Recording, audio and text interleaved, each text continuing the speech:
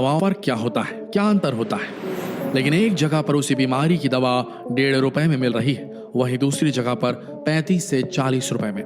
और इन दवाओं को लेकर सबसे बड़ी बात यह है कि दोनों ही दवाएं उसी बीमारी के इलाज के लिए बनी है, जिनकी कीमत कहीं पर 1.5 रुपए है तो कहीं पर 40 रुपए। लेकिन आखिर इतना अंतर क्यों? क्या सस्ती दवा बीमारी का इलाज नहीं कर सकती? अगर आप भी ऐसा सोचते हैं तो इस गलतफहमी को अपने दिमाग से निकाल दीजिए, क्योंकि दोनों ही दवाएं बीमारी का इलाज करने के लिए बनी हैं, लेकिन कीमतों में बहुत फर्क है। असल में हम जिस दवा की बात कर रहे हैं उसे जेनेरिक मेडिसिन कहते हैं और महंगी दवाओं को ब्रांडेड मेडिसिन कहते हैं। लेकिन वहीं आज के समय आप देखेंगे तो आपको कोई भी डॉक्टर जेनेरिक मेडिसिन प्रिस्क्राइब नहीं करेगा। इतना ही नहीं, मेडिकल स्टोर वाला भी आपको जेनेरिक मेडिसिन नहीं देगा, क्योंकि यहाँ भी गुलाबी नोटों का खेल चलता है। जिसमें ज्यादा मुनाफा होता है, डॉक्टर वही दवाई प्रिस्क्राइब करते हैं। उसी तरह मेडिकल स्टोर वाला भी उन्हीं दवाओं को बेचता है जिसमें उसे ज्यादा प्रॉफिट दिखता है। जबकि देखा जाए तो इन सस्ती दवाओं के जरिए कई लोगों की जानें बचाई जा सकती है, लेकिन उसके बाद भी ये दवाइयाँ इतनी आसानी से नहीं मिलती। आखिर क्या है इसका राज? क्यों इन दोनों में इतना अंतर है? आइए इस वीडियो में आपको यही बताते हैं। देखा जाए तो जेनेरिक मेडिसिन और ब्रांडेड दवाइयों के इंग्रेडिएंट्स में कोई अंतर नहीं होता। असल में सभी दवाएं एक तरह के केमिकल सॉल्ट से बनी होती है। इन दवाओं को बनाने के लिए तरह तरह की रिसर्च की जाती है और उसके बाद ही इन्हें अलग अलग बीमारियों के लिए बनाया जाता है। जेनेरिक दवा जिस सॉल्ट से बनी होती है उसी के नाम से जानी जाती है और उसी नाम से बिकती है। जैसे दर्द और बुखार में काम आने वाली पैरासीटामोल सॉल्ट को कोई कंपनी इसी नाम से बेचे तो उसे जेनेरिक दवा कहेंगे। वहीं जब इसे किसी ब्रांड जैसे कि क्रोसिन के नाम से बेचा जाता है तो ये उस कंपनी की ब्रांडेड दवा कहलाती है।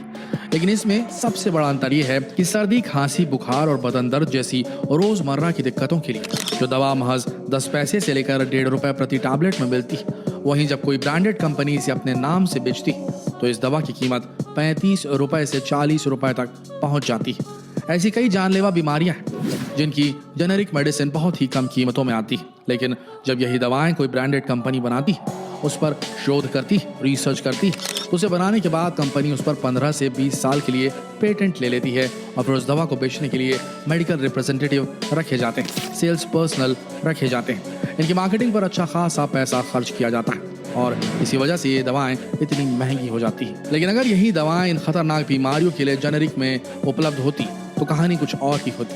जैसे HIV की दवा टैनोफिविर या एफाविरेज की ब्रांडेड दवा का खर्च $2,500 यानी करीब $1,75,000 रुपए आता है, जबकि जेनेरिक दवा में यही खर्च $12 यानी कि महज $840 रुपए महीने तक हो जाता है। सोचिए कितना बड़ा अंतर है। इसी तरह कैंसर के इलाज में इस्तेमाल होने वाली दवाओं की बात करें तो नोवार्टिस की कैंसर की दवा ग्लिवियो इमेटिनिब मिसालाइट का एक महीने का खर्च $2,158 यानी कि करीब $1.5 लाख रुपए से ऊपर पड़ता है, जबकि जेनेरिक रूप में इसी दवा का खर्च $174 प्रति माह यानी कि महज $12,180 रुपए पड़ता है। सोच कर देखिए इन दोनों दवाओं के बीच इतना बड़ा कैसे अंतर है। ऐसे ही बेयर की कैंसर ड्रग सोराफेनिब टोसाइलेट, जिसे वो नेक्सवार के नाम से बेचती है, उसका एक महीने का खर्च $5,030 है, जबकि जेनेरिक दवा लेने पर यही खर्च महज $122 प्रति माह रह जाता है। कुल मिलाकर देखा जाए तो जेनेरिक दवा ब्रांडेड दवाओं से कई गुना सस्ती होती है,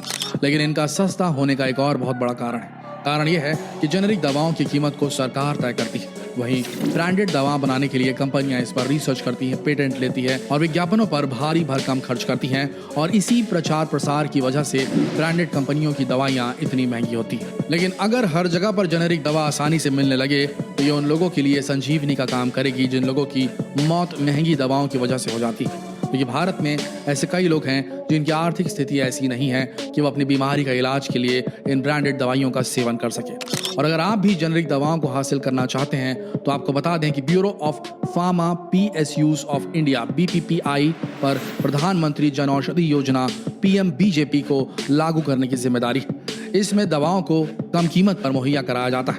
इससे जुड़े जन औषधि केंद्र पर ज्यादातर जेनेरिक दवाइयां ही बेची जाती हैं। देश भर में करीब 5,395 जन औषधि केंद्र हैं, जहां कैंसर सहित कई बीमारियों की करीब 900 दवाइयां मिलती हैं। इसके अलावा डॉक्टर हमेशा ब्रांडेड दवाइयां ही लिखते हैं, क्योंकि जेनेरिक दवाइयां लिखने से उनका कोई फायदा नहीं है। अक्सर दवाई कंपनी और डॉक्टर के बीच इलाज को लेकर एक बहुत बड़ा कनेक्शन होता है, दवाई कंपनी के एमआर डॉक्टरों को उनकी कंपनी की दवाई लिखने के लिए कहते हैं और इसके बदले उन्हें अच्छा खासा कमीशन दिया जाता है, लेकिन अगर वो वही जेनेरिक दवा लिखने लगे तो इसके लिए उन्हें कुछ भी नहीं मिलेगा।